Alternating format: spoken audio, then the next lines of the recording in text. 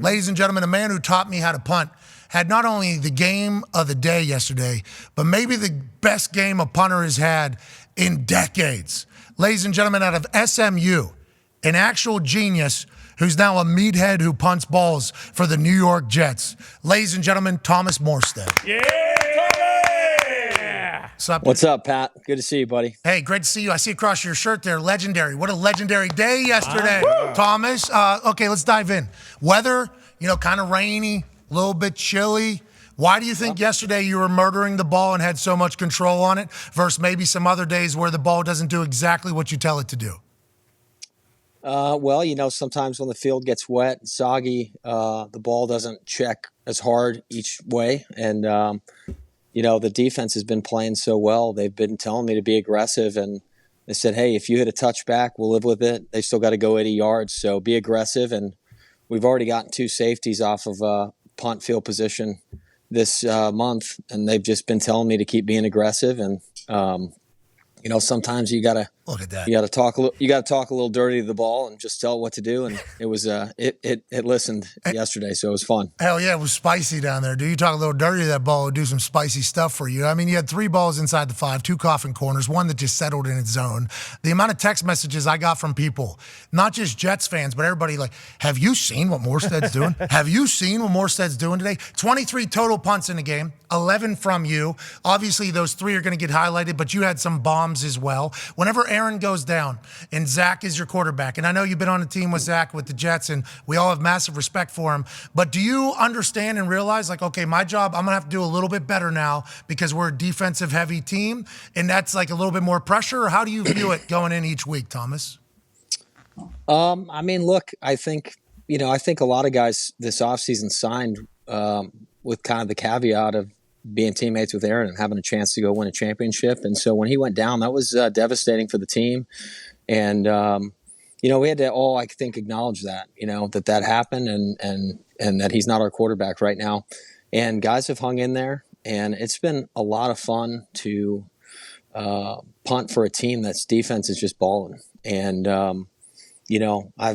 I wouldn't trade any of my years in New Orleans, but we kind of averaged about like 2 punts a game in my 12 years there. So it's been a lot of fun. I think we're leading the league in number of punts, and we've been attacking, and the defense has been making us right. And so just to be playing that sort of complimentary football that coaches talk about, we're actually doing it. And I could say we've had a hand in all 4 of our wins this year, not only on punt team, on punt return.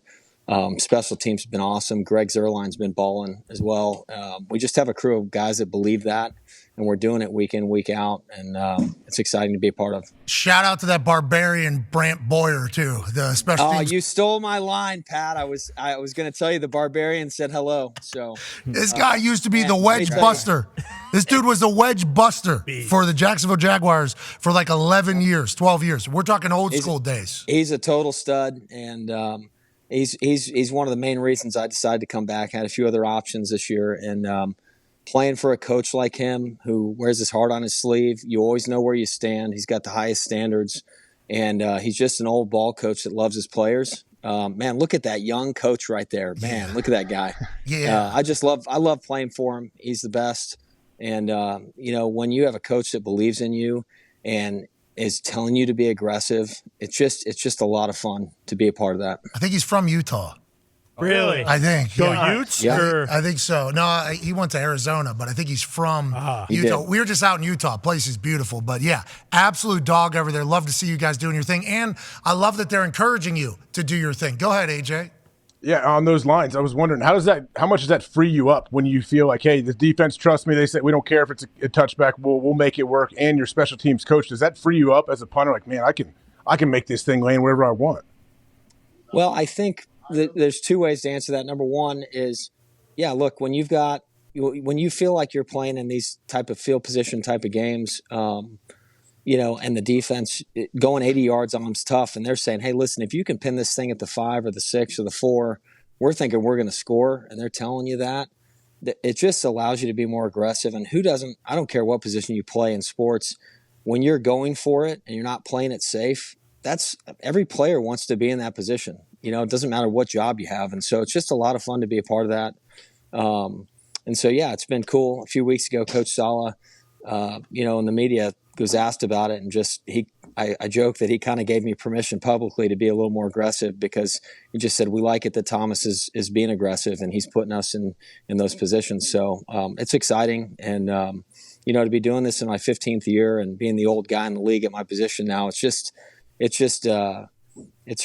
kind of been a full circle deal for me, from just my injury 3 years ago and getting back in. It was hard to get back in, and seeing that side of the business was really tough, and being on a few different teams and bouncing around, it feels like I've kind of found a second home up here, and just enjoying the hell out of it. Yeah, Pro Bowler, Super Bowl champion, guy got drafted in the 4th round, signed like a 8-year deal with the Saints, I think, at one point, because how consistent you were the model of consistency whenever it came to punting. You were the guy that taught me how to punt. So I will always be forever indebted to you. I appreciate you, dude. And, I couldn't make it as PFF's number 1 punter of the decade in the 2010s, but I was happy to take number 2 behind you. So, it's been an awesome career, and I'm just gonna, I'm gonna keep rolling with this thing as long as I can. I'm having so much fun with it, and it's fun to be competing. There's so many special talents in the league now.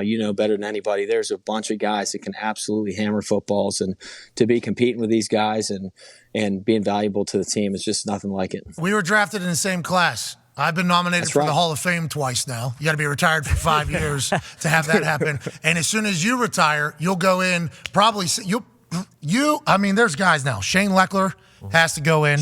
Shane's going in. Has to go in. Shane has to go in. Cypher's even in the conversation. That guy. Cypher's was phenomenal for a long time. But Thomas, Johnny Hecker, I think is going to be in the conversation whenever.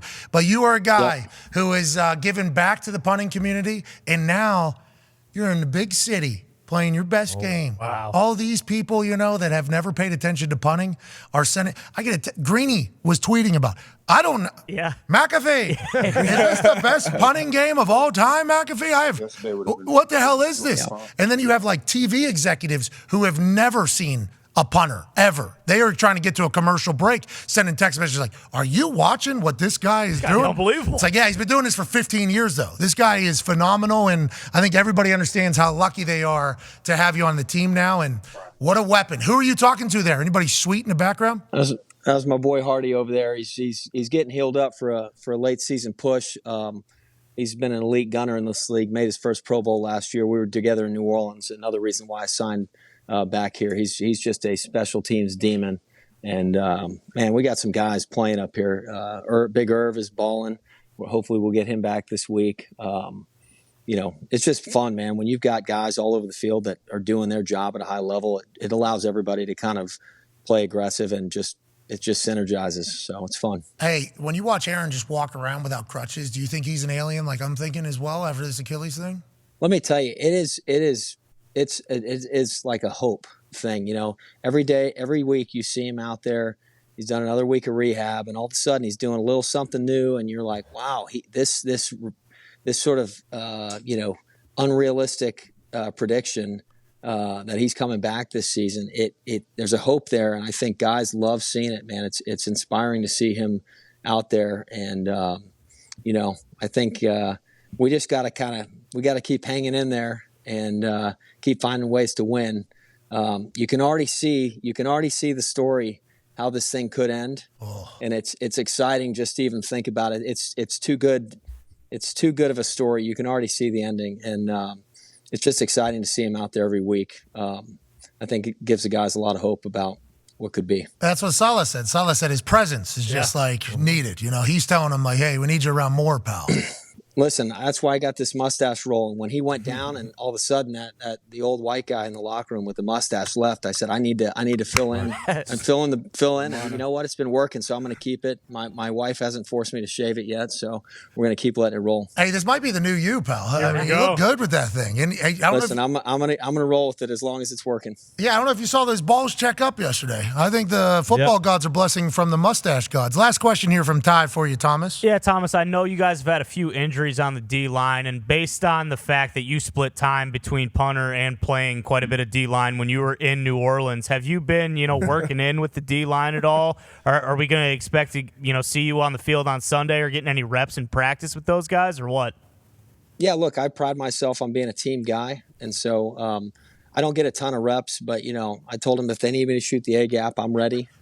Just whatever they need. I can run a fly. I'm not. Pat's seen me run. The side to side movement is below average at but I'm more of a. I'm like a locomotive. It takes me a little bit of gas to like get up to full speed, but I hit 20.8 on the old. Wow. So not too bad for 37 years old. Training in the weight room as hard as ever, and so anyways, I'll do whatever they ask me to do. So, and we're referring to you in a 4-point stance after the Minneapolis Miracle against the Saints, where you guys had to field a team for the extra point after the heartbreak, and you were right there, number 6. Ready. In the A gap. That tells you, that picture right there tells you that the athletic ability is not quite what you would hope it would be. No! What are you talking Opposite about? of that. Low man wins. Low man wins. Listen, when I walked out there for that, Case Keenum was out there doing the Viking chant. He said, "Listen, Thomas, we're going to take a knee." And I said, "Mother effer, you better, because I'm not about to get lit up by one of your." Look, his center, he's staring right at me. Could you imagine Case going, check. Quarterback dive right over top of you. Check, A block on number 6. There we go. Double team. Thomas, you're a beauty, pal. I'm happy the world is seeing your greatness right now, and I'm happy you're continuing to represent for the 2009 draft class. Thomas's legs come up to about right here on me. Nice. You know what I mean? So whenever he gets running and those things start going, you're an athlete. Stop selling yourself so short. An incredible game yesterday, pal. They're going to need you the rest of the way. Thank you, buddy. Pat, I just want to say, man, as always, you are inspiring so many people. You've followed your heart to do something that a lot of people talked a lot of shit about. And you've told me, I remember when you were drafted, you said what your dreams were. And I thought, this guy's absolutely this is crazy. None of that's going to happen. And you've made it all happen.